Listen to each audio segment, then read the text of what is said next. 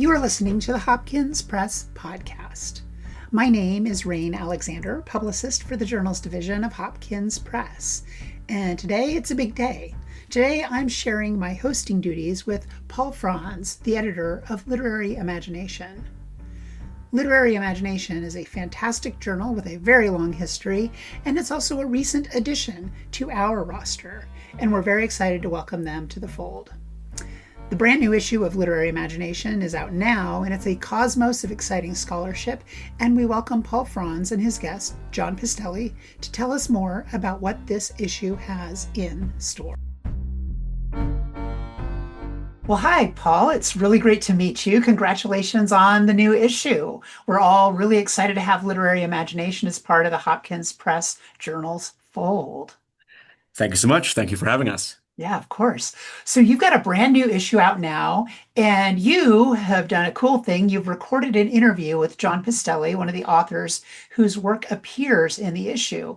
Would you like to tell us a little bit about what we're about to hear? Sure. So I'm going to be interviewing John Pistelli, who is a professor and novelist and online commentator about literature and contemporary discourse, who's contributed an essay to the new issue entitled Romantic Truth: Imaginative Authority in the Literary Criticism of René Girard. And this is an essay which in part is John meditating on the nature of the literary imagination. So this is connected to the theme of our journal, which he's approaching through the criticism, through the scholarly work of René Girard, who's a French literary theorist, now deceased, who's been of some influence in recent years, particularly among scholars and commentators trying to get some grasp on the internet and how it has affected our social lives.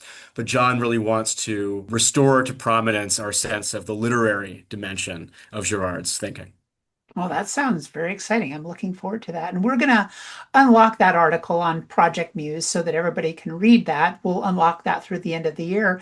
And we're also going to unlock another article from this issue. Do you want to say a little bit about that piece? Sure. So we also are making available for the public an essay entitled The Mysteries of Love on Alice Munro, which is a really large-scale reconsideration of Alice Munro, Nobel Prize winner Alice Munro's oeuvre, in light of recent revelations about her personal life. So I'm sure some readers will know that there was a scandalous disclosure. It's emerged that Alice Munro was essentially complicit in or acquiescent in her second husband's sexual abuse of her children, of her daughters from her previous marriage. And it's been a great shock, and there's been much written about it in the New Yorker and the New York Review of Books and other venues, and a real reconsideration of this figure who was in many quarters regarded as a kind of saintly figure. James Tussing's article is written in the wake of these revelations, but it takes a somewhat different tack from the recent commentaries. It does devote a first section to exploring direct links between the disturbing revelations about Munro and her fiction. It does show that in indirect, occluded ways, Munro effectively confesses in her fiction. But ultimately, it pivots into an aesthetic reconsideration of Munro and really a reassertion of Munro's genius as a literary writer.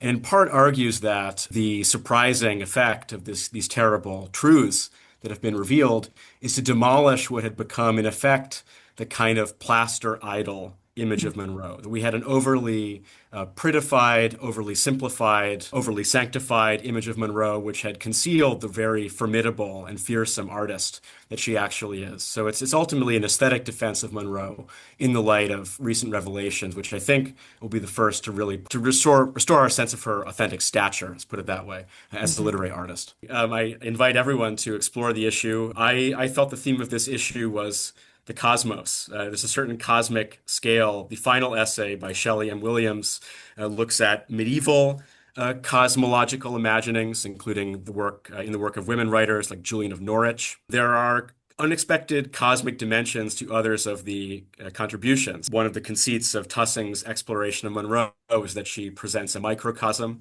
that she somehow sees the aftermath and implications of the sexual revolution being worked out in her little corner of Ontario life. But also, I want to call people's attention to the first item in the journal, which is 3 lectures that have been recovered from the archive of the late distinguished literary critic and editor Richard Poirier, who, as edited by his former student, James Barsh, presents 3 lectures on Shakespeare's Antony and Cleopatra.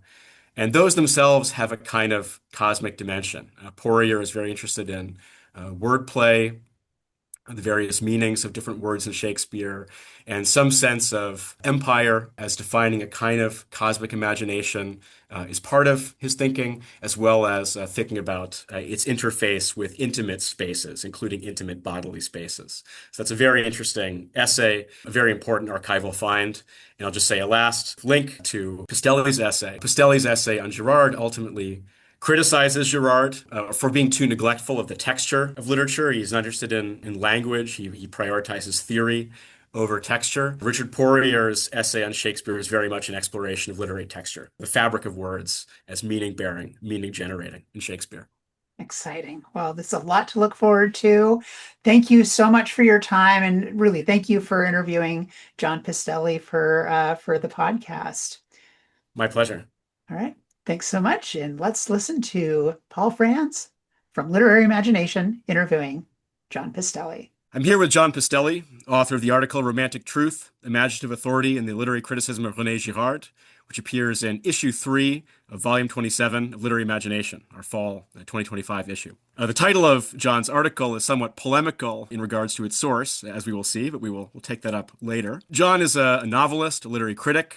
He's the author of a widely subscribed and quite distinguished Substack of literary criticism entitled Grand Hotel Abyss. And he's also, as I've mentioned, a novelist, author of the recent Major Arcana, first itself published in serialized form on Substack, and more recently reissued in print by Belt Publishing. John, I'm wondering if first, before we get into the substance of your very interesting and, as I say, polemical argument about Girard, if you could say a word about your own background and how this thinker fits into your current literary and scholarly interests. Thanks, Paul. Thanks for having me on. My background academically is I got a PhD in English in 2013 from the University of Minnesota with a dissertation on literary modernism. And I had written primarily about Oscar Wilde, Virginia Woolf, James Joyce. And the argument there, and I'll bring this around to Girard, I promise, was a kind of defense of modernism and of the kind of agency of modernist authors in terms of their having written texts that I was responding to the sort of standard kind of Marxist accusation against the modernists, not just the novelists, but kind of tout court, that they had written texts of an involution that turned away from the social and that abandoned the novel's previously conceived mission to be a form of social mapping or social criticism. And my response to that was that the forms that they wrote in these novels were forms that invited the reader to participate in the critical investigation of language and subjectivity that makes those novels more socially engaged than that type of criticism would have led you to believe. And the connection to René Girard, whom I really didn't read, he was not fashionable. He was not an object of mimetic desire, as he would say when I was in graduate school. I didn't read him until later.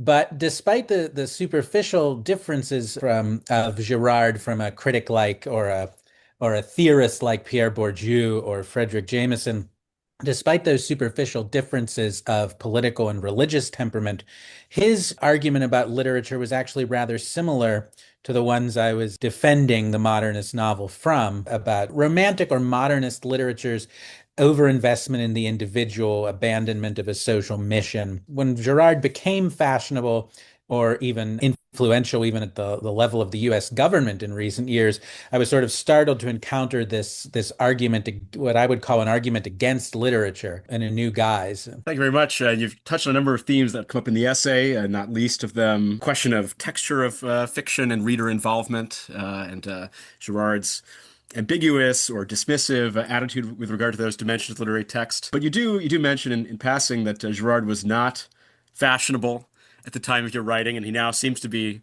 quite fashionable indeed. There are several reasons. So one of these is the sort of broader cultural salience of Girard in the current moment. I'm quoting here your own summary of Girard's anthropological theory of mimetic desire, which involves several dimensions that have seemed freshly relevant in the internet age. So the first is that we want to gain what others have or to become who they are. And the second dimension is the scapegoating to which its disavowed covetousness, that's to say, the disavowed covetousness of mimetic desire, gives rise. And the third dimension is Girard's admonition that we should turn our desire to a transcendent rather than immanent object, i.e., to God, which, as you note, is underwritten or been underwritten by a religious turn among certain sectors of the, quote, advanced cultural bourgeoisie. You here direct us to an article in Christian Science Monitor on, quote, New York's avant-garde conservatives. So all that is Girard in the public arena, or even in the political arena. You cite his influence on some members of the current presidential administration, as well as figures of influence upon it. But your essay is, in fact, not about Girard, the figure in the public arena, but Girard, the literary theorist, or rather one that you say, the Girard who apparently cedes authority to literature itself. And that apparently is going to come to bear a lot of weight in the course of the argument. You'll take ultimately a skeptical, if not destructively critical view of that appearance of ceding precedence to literature. But I'm wondering if first you could say a word about why, as literary theorists, we might want to turn to Girard, or why a turn to Girard might be consistent with broader trends in criticism that seem to be interested in a turn to, quote, and I'm quoting you, the broadly explanatory conceptual apparatus. It seems to me that, it's always reckless to generalize, but it seems to me, if I may generalize, that the study of literature now is in a moment of a certain kind of institutional peril. I think there's been a number of articles about the decline of the English major. We've seen both economic and political challenges to humanities departments across the board. And this necessarily, I think, invites people within the discipline or friendly to various institutions of literature to want to come to literature's defense, and also to come up with a kind of large-scale theory of what is happening, even though supposedly in the postmodern condition, this idea of the grand theory of the meta-narrative has been prohibited as excessively totalizing. And what makes Girard attractive in a moment like that is, number one, he offers a grand theory, not just of literature, but of history, beginning with a kind of speculative prehistorical anthropology. But if you read his specific literary criticism, his work specifically addressed to the literary, he often makes a gesture where he says, my work as a literary theorist is to complete what I have found in literature. These authors that I am discussing, whether that be Shakespeare or Dostoevsky or Proust, have discovered this mechanism, these mechanisms of mimetic desire and scapegoating. And that exists in their work, often in a way that isn't necessarily laid out propositionally or as a kind of schematic narrative, and I will lay it out as a schematic narrative. I will make it propositional, but the authority belongs to the writers. And what make that attractive in a moment like our own is, one way to defend literary institutions is to defend the literary as such, as a socially valuable, functional thing, not just an inert object of study. It's not like, the biologists don't have to defend the butterfly, as it were, but the literary critic might have to defend literature as having a certain intrinsic worth. And so Girard, as I said, superficially appears to offer that defense. This move of Girard's is one of several that end up overlapping with or echoing the criticism of Northrop Frye, whom you turn to at the end of the essay in a particular way that I, in a moment, would like you to explore. I say this because, well, at the end, you're going to take us to the Frye of fearful symmetry in the study of Blake. The particular dimension of Girard you're here describing bears some significant resemblance to the Frye of anatomy of criticism. And this is not only in the impulse or the wish of criticism to complete the task of literary work, which recalls one of Frye's statements of the autonomy of criticism as a science. Frye famously says, the axiom of criticism must be not that the poet does not know what he is talking about, but that he cannot talk about what he knows, which seems to demand criticism to complete to the poet's statement. But also in the impulse towards systematization. Frye also, in Anatomy of Criticism, thinks that if criticism is to establish itself as a science, it must first assert the coherence of its object of study, namely literature as itself, a systematic object of systematic understanding. So I'm wondering if, before we walk through the later twists and turns of your essay, if you could say something about this systematic impulse in Girard, his putative wish to establish criticism as a science, and how that echoes or differs from the project of Fry of the anatomy? Well, I would say that Fry's will to system is much more inclusive than Girard's. Girard's standard of what is included in his system is very high, according to his own values. And so he will say things in his first book, Deceit, Desire, in the novel, that, he will exclude. He's going to exclude most of Romanticism and modernism, because Romanticism, with its interest in individual imagination, modernism with its interest in inventing new forms, both participate in what he calls this romantic lie of excessive subjectivity. And so seems mainly interested in a certain type of novel, largely realistic, largely mimetic in the Aristotelian sense, or something, not in his sense, but representing the real world and what goes on in it. Whereas for Fry, he encompasses many more modes and genres within the building of his system. In fact, he's trying to account for the interrelation of the totality of modes and of genres in his system. And so that is one difference between them. In a way, Girard is really not really constructing a literary theory so much as an anthropological one to which literature bears witness. That takes me to my next question. So, at the risk of summarizing too much or talking too much, ultimately in the essay, you're going to be doing two things. The first is convicting Girard of not, in fact, assigning primacy to literary, but rather praising literary works for again and again, allegedly rearticulating in disguised form, in esoteric form, his own theory of mimetic desire. Right? So that's your first sort of move of convicting Girard. But the second thing you do is you're going to perform what you call an immanent critique of Girard, in which you, in effect, bring to bear upon him the same critique that he mounts of Camus in The Stranger, in which you find his, that's to say, Girard's, a pose of modesty or neutrality or disinterest. You find in this a sort of self-deluding disavowal of his own participation in the dynamics of mimetic rivalry. So I was wondering if you could, just to recap, walk us through these two things. First is Girard's denial of the primacy of the literary, which you excavate, though I think he would probably assent to this, if put to it. And the second is your deeper excavation, which I think he would be more reluctant to assent to, which is to convict him of a kind of bad faith in his denial of his own participation in the mimetic. Right. So the aspect of his argument that I contest the idea that he cedes authority to the literary or cedes the authority to the literary that he claims rests on it's a couple things. First is his indifference to literary form. So I point out that in his readings of the novels he undertakes in his first book, he's largely indifferent to features that might stand out. That Don Quixote, for instance, has this sort of very complex metafictional apparatus that it pretends to be this found manuscript and things like that, or the romantic irony in Stendhal's novel The Red and the Black with its mock epigraphs and things like this, or even the proto-modernism of Madame Bovary, which is so invested in its own performance of style, in some respects, more than subject matter. And so these things are matters of indifference to Girard. And in his writings on Shakespeare, he's even overtly dismissive of Shakespearean style or form. He says things like Shakespeare was pandering to this benighted audience with these rhetorical performances or some of these cheap melodramatic structures, and he is going to uncover the esoteric meaning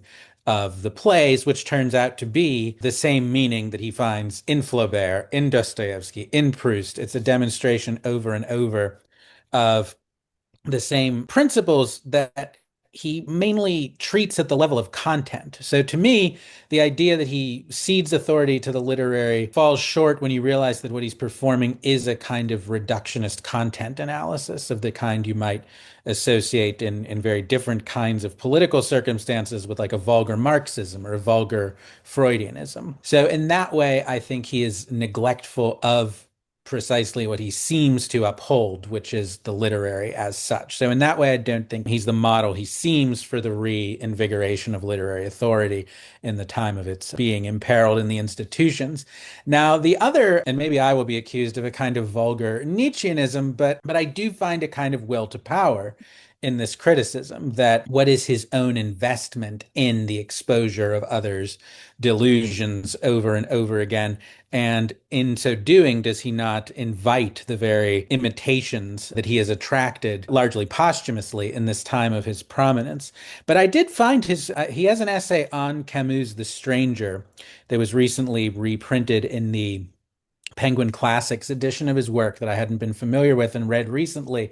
And I was very struck by it because it was very canny analysis of the style of the novel, which he doesn't often do. He says that Camus writes in famously the blank style, the 0 degree of literature, this very benumbed and plain style. And he says this is an example of the bad faith of Camus because he is turning his back on an audience he's seeking to attract.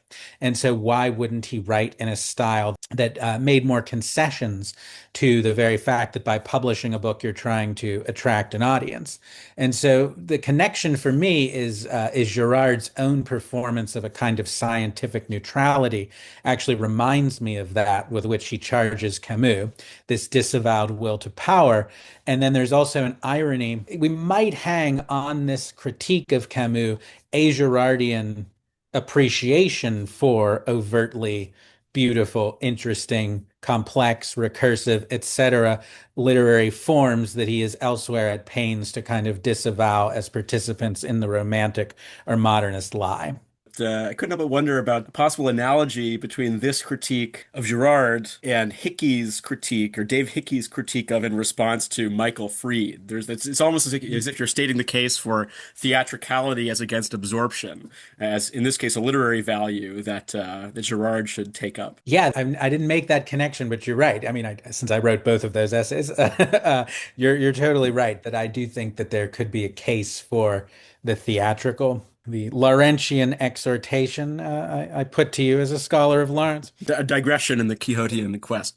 So you end up turning back at the end of the essay in a way that you have hinted at earlier on to Northrop Frye as providing an alternative and superior grand theory of literature, one that does greater credit to literature as a kind of primordial embodiment, or perhaps the primordial embodiment of the imagination, primordial in a conceptual sense, not just a chronological sense, that there is that Viconian, or Vician, I suppose, chronological underpinning. And I'm wondering if you could just walk us through that final turn to Frye and how you distinguish between different works in Frye's oeuvre. So I said, I largely posited Frye because I thought that he offers much of what's appealing about Girard, a will to system, a grand theory, a defense of literature, and even if the advanced cultural bourgeoisie is really dying of its secularity, then a turn toward the metaphysical. I believe Frye was a pastor, and so that he Protestant, however.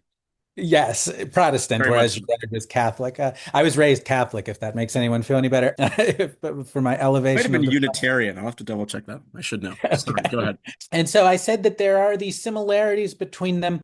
And I even said that the kind of scientific methodological preface to the Anatomy of Criticism could draw some of the same objections that I was making to Girard in terms of its kind of posture of rhetorical scientific neutrality as a disavowed will to power. Oh, and I should say, by the way, that Girard did credit Frye with discussing the scapegoat, particularly in his theory of tragedy in the Anatomy of Criticism, but he said that he ultimately didn't go far enough in seeing this as the kind of what should be the key to his system. But at the end of the Anatomy of Criticism, Frye turns toward a view of literature as positing a kind of imaginative plenitude that we will never probably necessarily reach on Earth imminently, but it offers a model, a kind of utopian model that we can strive toward. And therefore, it seems to me we can't sort of brush past its beauty, its complexity on the way to a content analysis. But for that utopianism to work, it's a kind of utopianism of literary complexity and of literary beauty that more effectively enshrines or defends the literary as a worthy object of study. And then finally, I turn to Frye's first book, The Study of Blake, fearful symmetry, largely because the rhetoric is so rousing, but it's Fry's explication, but rather enthusiastic explication of Blake's vision of the shaping power of the imagination. That in fact, what Girard feels to be the romantic lie of the shaping power of the individual imagination is in fact the romantic truth that we shouldn't necessarily all just turn away from immanent objects and worship the transcendent God and thereby probably cease most earthly activity because it's all caught up in mimetic desire, but that we can in fact improve our reality through imaginative recreation of it. So it seems to me that Fry offers the more heartening and the more exciting defense of literature in this time in which it seems to need a defense. I mean, it seems that Fry sees literature as enabling or consisting of a certain kind of sublimation, whereas Girard seems to see literature, if it has a function, as that of conversion. We're meant to mimic, I suppose, the ultimate conversions of the various figures of the Girardian canon, which would seem to think that literature allows for, gives rise to a certain kind of renunciation. Though oddly enough, it's not clear what Girard sees as the efficacy of literature, because as you quote him in a footnote, I mean, you quote Girard ascribing to Fry the view that literature had triumphed over the scapegoating mechanisms of violent reprisal. Now, as a matter of fact, Anatomy of Criticism is rife with reference to lynchings and other forms of extrajudicial killing. I think Fry didn't have a naive view about this, but that's certainly the view that Girard describes to Fry. What would you say is the social function of literature from Girard's perspective? You're exactly right about conversion. He says that at the end of so many of these texts that he writes about, particularly Don Quixote or Crime and Punishment by Dostoevsky or The Red and the Black, the primary character in each of these narratives renounces his earlier desires and turns literally or metaphorically kind of toward God. And Girard says he praises what he calls the banality of this. I don't think he thinks it's banal. I think he thinks that an imagined avant-garde interlocutor would think it was banal, but they renounce their earthly desires. And so the function of literature is in dramatizing these conversions to therefore make the reader convert similarly. So it has the function of an ethical model.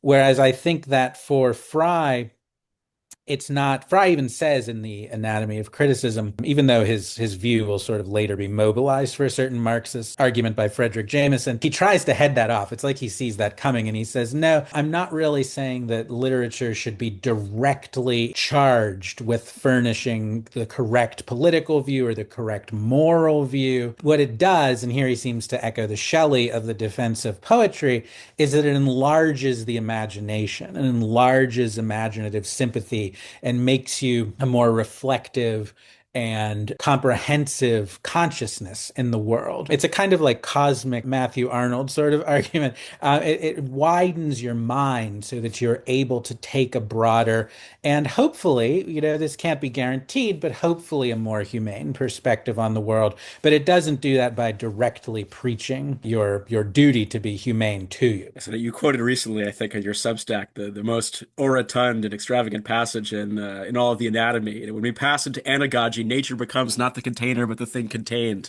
And the archetypal universal symbols, the city, the garden, the quest, the marriage, are no longer the desirable forms that man constructs inside nature, but are themselves the form of nature.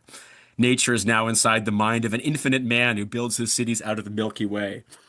To which he adds, this is not reality, but is the conceivable or imaginative limit of desire, just infinite, eternal, and hence apocalyptic. I mean, that is Fry at his most extravagant, but is carefully hedged, locating it within the imagination, not in reality, even if imagination has itself expanded to a cosmic proportion. Right, and he grants an emancipatory role to desire there that Girard would disallow.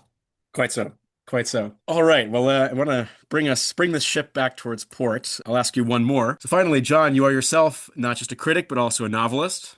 You're the author of the recent Major Arcana, a distinguished novel, formally complex, owing not a little, I think, to a work that I greatly admire, Watchmen, though also drawn to various forms of intellectual speculation.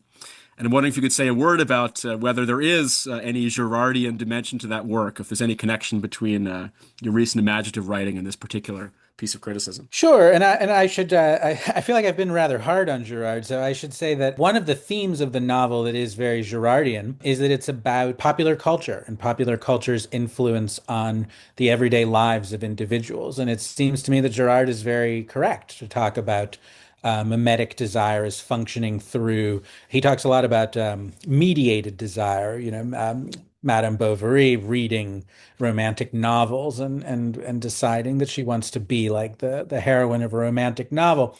And that's often, he's very right to point out, that's often a narrative structure of fiction, is exposing these mimetic desires. And so that does play a large role in Major Arcana. So in that sense, it is a very Girardian novel because it is about popular culture in the form of the works of a character in the book who's a comic book writer. And then in the another character is an online influencer. And so I do explore, particularly in the online world and the world of mass culture, how mimetic desire works. Though in my book, there are conversion experiences, I would say, but they're not nearly as renunciatory. They're more about finding more adequate and larger objects of desire that are still within this world and that make it possible to carry on life in this world, rather than there is one character in my book who does make a very tragic renunciation of his own life, but I think the other characters have to find a way to carry on living, and so to find proper objects of desire in this world. Thank you very much, John. Thanks, Paul. Thank you for listening to the Hopkins Press podcast. The articles from Literary Imagination about René Girard and Alice Munro will be free to read on Project Muse through the end of December. If you enjoyed this podcast, please subscribe, leave a review, tell a colleague. Thanks again, and we hope you'll tune in next time to the Hopkins Press podcast.